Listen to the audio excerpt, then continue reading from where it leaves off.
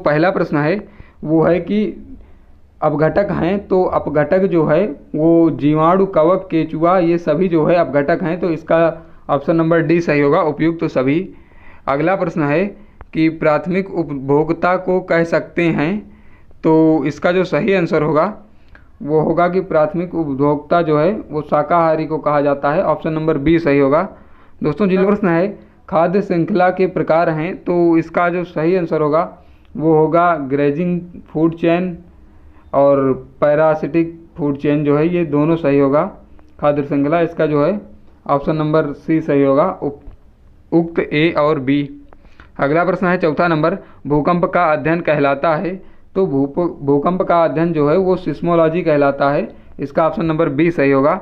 अगला प्रश्न है पाँचवा नंबर, भारत में किस द्वीप को ज्वालामुखी द्वीप के नाम से जाना जाता है, तो भारत में जो है वो बैरन द्वीप को ज्वालामुखी द्वीप के नाम से जाना जाता है, इसका ऑप्शन नंबर ए सही होगा। सबसे अधिक प्राकृतिक आपदाएं किस राज्य में आती हैं, तो सबसे अधिक प्राकृतिक आपदा जो है वो उड़ीसा में आती है, इसका ऑप्शन नंबर डी सही होगा। अगला प्रश्न है भारत में राष्ट्रीय बाढ़ आयोग की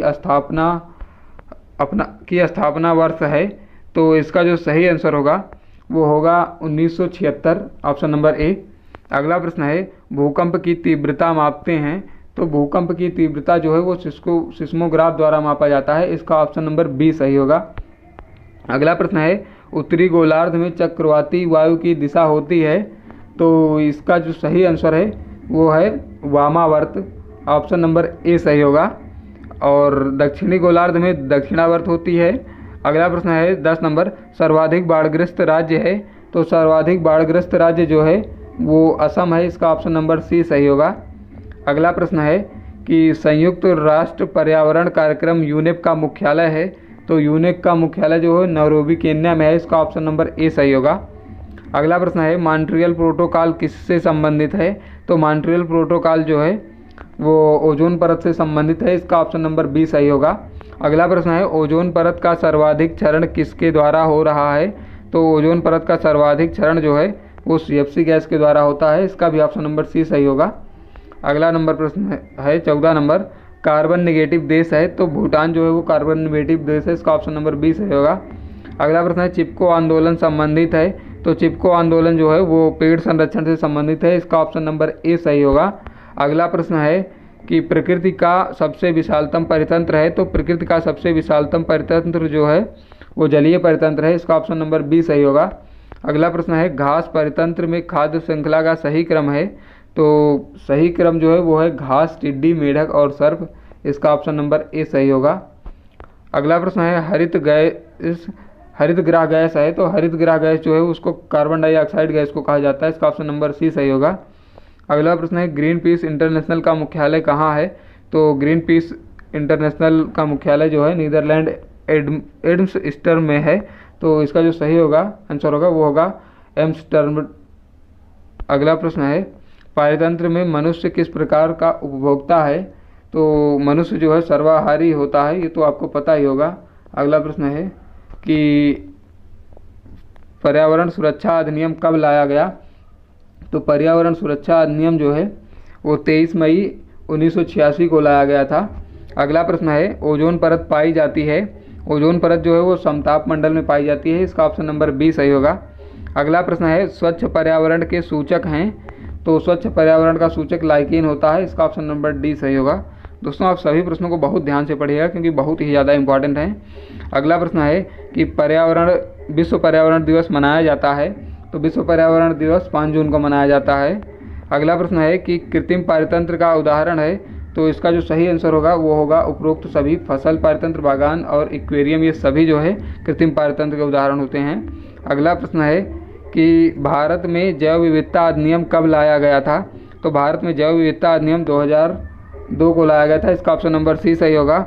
अगला प्रश्न है पारिस्थितिकीय मित्र वृक्ष नहीं है, तो इसका जो सही ऑप्शन होगा वो होगा यूकेलिप्टिस। अगला प्रश्न है इकोलॉजी शब्द किसने दिया, तो इकोलॉजी शब्द जो है वो हैकेल ने दिया था, ऑप्शन नंबर ए सही होगा। अगला प्रश्न है पौधे द्वारा संपन्न क्रियाएं हैं, तो पौधे द्वारा संपन्न क्रियाएं हैं उपरोक्त तो सभी, ऑप्शन नंबर डी सही होगा। अगला प्रश्न है पर्यावरण का जैविक कारक है, तो पर्यावरण का जैविक कारक जो है वो पादप होता है, पौधों को कहा जाता है, इसका ऑप्शन नंबर ए सही होगा। अगला प्रश्न है 31 नंबर, बायोडाइवर्सिटी शब्द का प्रयोग सर्वप्रथम किसने किया? तो बायोडाइवर्सिटी शब्द का प्रयोग थॉमस लफ्जाय ने 1880 में किया था। इसका ऑप्शन नंबर सी सही होगा। अगला प्रश्न है कि उष्ण कटिबंधों में सबसे प्राकृतिक जोखिम है? तो उष्ण कटिबंधों में जो है सुनामी, उष्ण कटिबंधीय तूफान, बाढ़, ये सभी जो है जोखिम है। तो इसका ऑप्शन नंबर डी सही होगा, उपरोक्त सभी। अगला प्रश्न है जलमंडल में विकसित गतिविधियों के कारण होता है? तो जलमंडल में विकसित विकास गतिविधियों के कारण जल प्रदूषण होता है। इसका ऑप्शन नंबर ए सही होगा। अगला प्रश्न है इन्वायरमेंटल शब्द किससे लिया गया है? तो इन्वायरमेंट शब्द जो है वो फ्रेंच भाषा से लिया गया है। इसका ऑप्शन नंबर सी सही होगा। अगला प्रश्न है पारिस्थितिकीय पिरामिड है, तो इसका जो सही आंसर होगा वो होगा ऊर्जा का पिरामिड, जैवभार पिरामिड और संख्या का पिरामिड। तो इसका जो है ऑप्शन नंबर डी सही होगा, उपयुक्त सभी। अगला प्रश्न है 36 नंबर कि HIV बचाव का उत्तम तरीका क्या है? तो इसका जो सही आंसर होगा वो होगा उपरोक्त सभी, ऑप्शन नंबर डी सही होगा। अगला प्रश्न है कि भूमिगत जल प्रदूषण के लिए निम्नलिखित में से कौन सा तत्व जिम्मेदार है? तो इसका जो सही ऑप्शन होगा वो होगा ऑप्शन नंबर सी, फ्लोराइड। अगला प्रश्न है हिमालय के पर्वतीय क्षेत्रों में उगने वाले वनों के प्रकार कहलाते हैं? तो इसका हिमालय के पर्वतीय क्षेत्रों में उगने वाले वनों के प्रकार कहलाते हैं। तो इसका जो सही आंसर होगा वो होगा कोनीफेरस फॉरेस्ट। अगला क्वेश्चन है कि पारितंत्र के कार्यकारी विषय हैं? तो इसका जो सही आंसर होगा वो होगा उपरोक्त सभी। अगला प्रश्न है कि परस्पर सहिष्णुता के साथ एक साथ रहने वाली कुछ प्रजातियों के समूह को कहते हैं? तो इसका जो सही आंसर होगा वो होगा ऑप्शन नंबर सी, समुदाय। अगला प्रश्न है कि एक्वेरियम, डेजर्ट तथा चारागाह उदाहरण है? तो ये जो है पारितंत्र का उदाहरण है। इसका ऑप्शन नंबर सी सही होगा। अगला प्रश्न है 42 नंबर, किसी पारितंत्र में ऊर्जा का पिरामिड सदैव बनता है? तो इसका जो सही आंसर होगा वो होगा सीधा बनता है, ऑप्शन नंबर ए सही होगा। अगला प्रश्न है वायुमंडल में धारित नाइट्रोजन प्रतिशत है? तो वायुमंडल में नाइट्रोजन 78.9% पाई जाती है। इसका ऑप्शन नंबर बी सही होगा। अगला प्रश्न है जैवमंडल है? तो जैवमंडल जो है वो भूमि की सतह पर अकार्बनिक पदार्थ और भूमि की सतह पर कार्बनिक पदार्थ, ये दोनों है। तो इसका ऑप्शन नंबर सी सही होगा, ए और बी दोनों। अगला प्रश्न है पारितंत्र में ऊर्जा का बचाव होता है?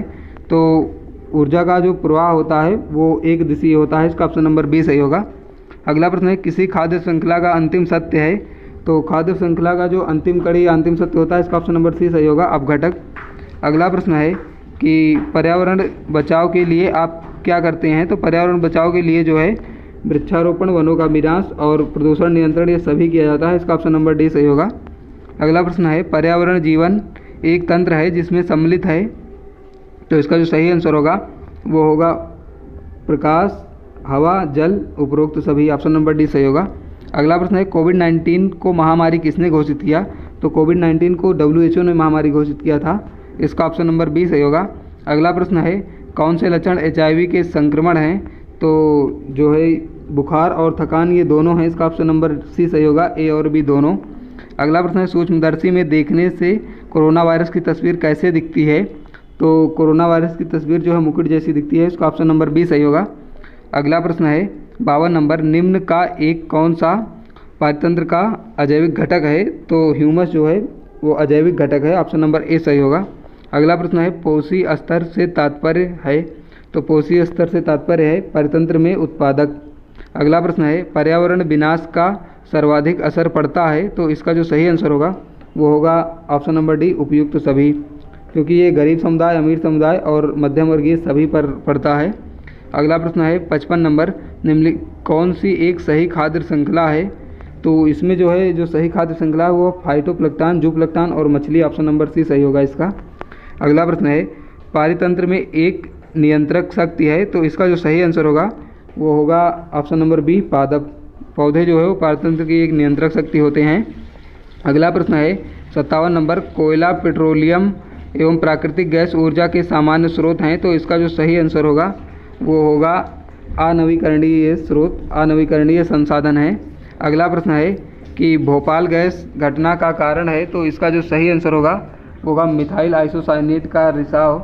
तो कि भक्षण और खाने की श्रृंखला प्रक्रिया द्वारा खाद्य ऊर्जा का उत्पादक से उपभोक्ता का हस्तांतरण कहलाता है। तो इसका जो सही आंसर होगा वो होगा food chain, option number C सही होगा। लास्ट प्रश्न है कि भूकंप के लिए उच्च संवेदनशील क्षेत्र कौन सा है? तो भूकंप के लिए जो उच्च संवेदनशील क्षेत्र हैं वो उत्तराखंड, कच्छ, हिमाचल ये सभी हैं। तो इसका ऑप्शन नंबर डी सही होगा।